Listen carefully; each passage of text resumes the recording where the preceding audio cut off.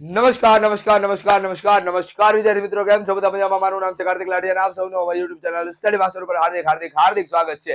વિદ્યાર્થી મિત્રો, ધોરણ 11 અને હવે આપણે વાત કરવાની છે સેક્શન ડી ની, જેમાં આપણે 4 માર્ક્સના સવાલ જોવાના છે.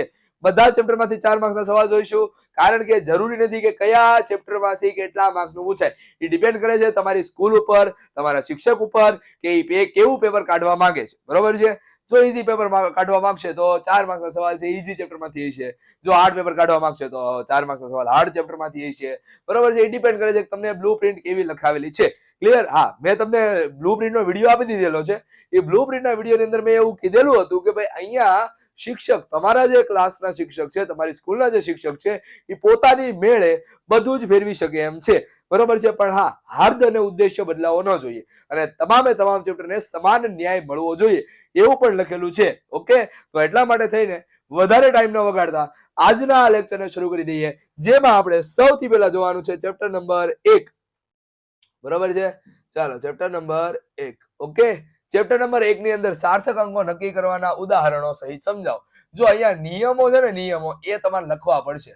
આ ચેપ્ટર નંબર 1 નો સવાલ છે. બાકી 4 માર્ક્સ ની અંદર કોઈ એવો ફાયદો એવો નથી કે 4 માર્ક્સ ની અંદર આના સિવાય બીજો કોઈ સવાલ કાઢી દે. બરોબર છે? મને તો પહેલા ઈ વેમ થાય છે કે 4 માર્ક્સ ની અંદર આ સવાલ આવશે કે નહીં. નહીં જ આવે લગભગ તો, પણ જો પૂછાઈ ગયો તો આવો સવાલ કંઈક આવે. ક્લિયર? અને આ નો પૂછાય ને તો એના હાથમાં કેવો સવાલ પૂછે ખબર? CVEQ નું પાસું બનાવો, નું પાસું બનાવો, આવા સવાલ તમને પૂછાઈ શકે. બરોબર છે? ચાલો, હવે આગળ વધીએ. એના પછી તાત્કાલિક વેગ સમજાવો, x160 નો આલેખ પરથી કેવી રીતે મેળવી શકાય તે સમજાવો. બરોબર છે? પછી આ 90 મીટર ઊંચાઈ વાળો દાખલો હોટ ફેવરિટ દાખલો છે. ચાલો, એના પછી સુરેખ માર્ગ પર આપેલો છે 5 કિલોમીટર ઓકે શાક માર્કેટ બને છે, તો આવડા સવાલ છે, એને પણ આપણે ટીક મારી લઈશું. ઓકે, ચાલો, એના પછી ચેપ્ટર નંબર 3 ની વાત કરીએ. Chapter number 3. Clear? Chapter number 3 ની અંદર નિયમિત વર્તુળમાં ગતિ એટલે શું?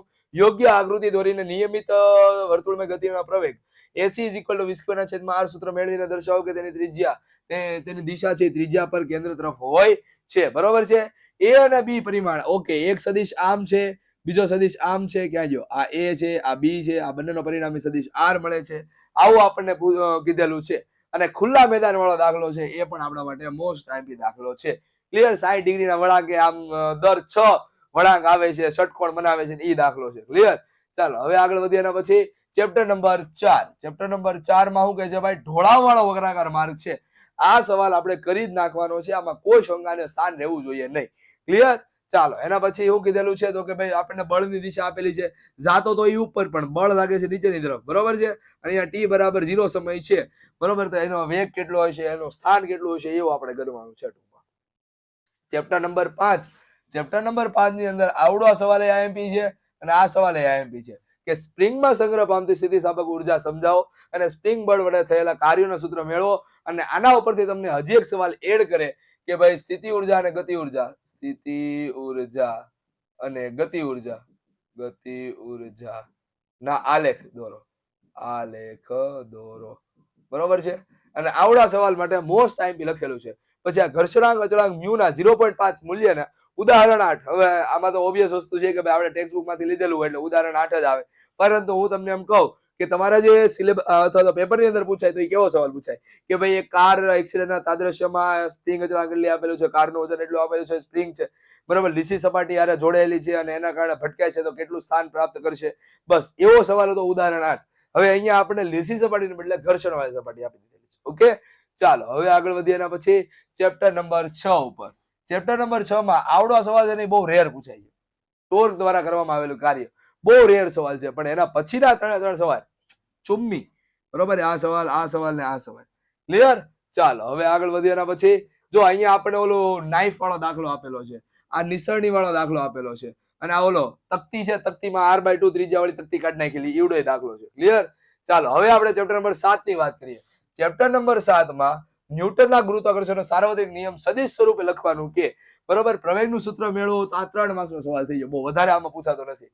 બરોબર છે? પછી વ્યાપક સમીકરણ, આ બધી વસ્તુ તો ઓલરેડી આવી જ ગઈ છે. આવર્તકાળનું સૂત્ર તમને સાબિત કરવાનું કે. ઓકે, એના પછી જે આવડો દાખલો છે મંગળ અને મંગળના 2 ગ્રહો ફોમોસ અને ડેમોસ. બરોબર? એવડો દાખલો મોસ્ટ આઈમ્પી દાખલો છે. ઓકે, ચલો આગળ બેઠા જાય. હવે આપણે ચેપ્ટર નંબર 8 ની અંદર જોઈએ. તો આવડો આના ઉપર હું સતારો કરી દઉં છું. કયો સવાલ છે? પ્રતિબળ વર્સિસ વિકૃતિ, પ્રધાન વિકૃતિનો આલેખ દોરો અને એના પરથી જુદા જુદા ભાગોની સમજૂતી આપો. બરોબર, ઓલો હુકના નિયમનું પાલન કરીએ, મહત્તમ અધીન પ્રતિબળ આવે, બરોબર, પછી સીમા આવે, ફ્રેક્ચર પોઈન્ટ આવે, આ બધી વસ્તુ. ઓકે,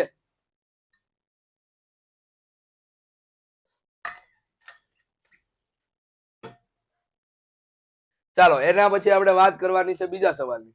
બીજો સવાલ શું કહે છે? 3 મિલીમીટર વ્યાસ ધરાવતી છેડેથી છેડા જાળે જોડાયેલા. ઓકે, આવડા સવાલને પણ આપણે આઈએમપી ટીક કરીએ. માનવ સર્કસ વાળો દાખલો એટલો બધો પૂછાતો નથી. ઓકે, ચાલો, ઊંડાઈ સાથે દબાણમાં થતા ફેરફાર નહીં. બર્નૂલી ચેપ્ટર નંબર 9 મોસ્ટ આઈએમપી સવાલ, બર્નૂલીનો સિદ્ધાંત. જો એનો પૂછાય તો ટોરિસેલીનો સિદ્ધાંત પૂછી શકાય. બરોબર, ટોરિસેલી. ઓકે, ચાલો, અને કેશાકર્ષણ એટલે શું? કેશ નળીના પ્રવાહીમાં ઊભી રાખતા કેશ નળીમાં ઉપર ચડતા પ્રવાહીની ઊંચાઈ માટેનું સમીકરણ મેળવો. ક્લિયર? ચાલો, હવે ગુપ્ત ઉષ્મા એટલે શું? ઉદાહરણ આપી સમજાવો. આ સવાલ એટલો બધો ઇમ્પોર્ટન્ટ નથી, પણ આવડા જે 3 દાખલા છે, આય હાય હાય હાય હાય, આ 3 દાખલામાંથી એક દાખલો મોસ્ટ ઇમ્પોર્ટન્ટ છે. ક્લિયર? ચાલો, હવે આગળ વધીએ. એના પછી ચેપ્ટર નંબર 10 ની વાત કરીએ. ચેપ્ટર નંબર 10 કયા કયા છે ભાઈ? ગોળાનું તાપમાન આપેલું છે, તરત જ 20 ડિગ્રી તાપમાન ધરાવતા 0.25 કિલોગ્રામ પાણી ભરેલા છે. તો વિશિષ્ટ ઉષ્મા ધારિતા એલ્યુમિનિયમની પૂછાઈ શકે. બરાબર, લગભગ ઉદાહરણનો દાખલો છે. આ ઉદાહરણનો દાખલો છે. બરાબર છે. ધાતુની વિશિષ્ટ આ લગભગ સ્વાધ્યાયનો દાખલો છે. ક્લિયર? ચાલો, એના પછી આગળ જોઈએ કાર્નોટ એન્જિન.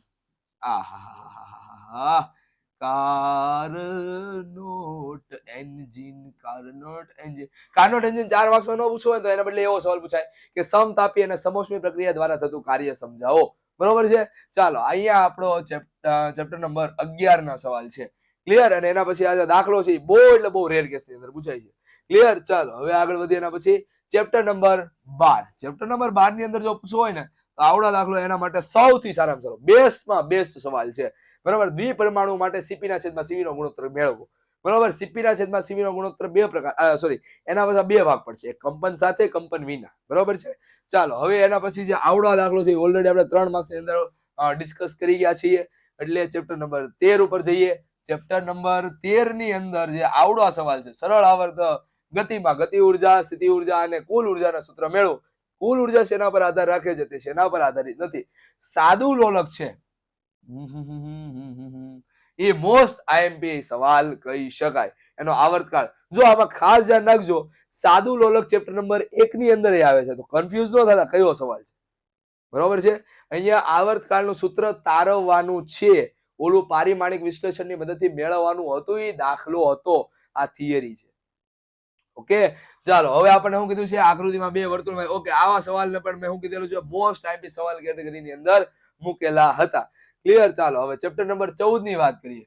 તો ચેપ્ટર નંબર 14 માં તમને પ્રગામી તરંગો એટલે શું, તેના તરંગ સમીકરણ એટલે શું, પ્રગામી તરંગના સ્થાનાંતર સમીકરણ લખીને આલેખ દોરીને સમજાવો. બરોબર છે. અને છેલ્લે આપે છે સ્થિત તરંગોનું સમીકરણ લખો, નિષ્પન્દ અને પ્રસ્પન્દ બિંદુઓની વ્યાખ્યા લખીને જરૂરી સૂત્ર મેળવો. બરોબર, તો આ રીતના આપણો ચેપ્ટર નંબર 14 ના મોસ્ટ આઈએમપી સવાલ થાય છે. એક મિનિટ, એકાદો દાખલો લગભગ રહી જાય છે. એક જ મિનિટ, સોરી. ચેપ્ટર નંબર 14 પાસે એક દાખલો છે, એ દાખલો છે. Chapter number 14.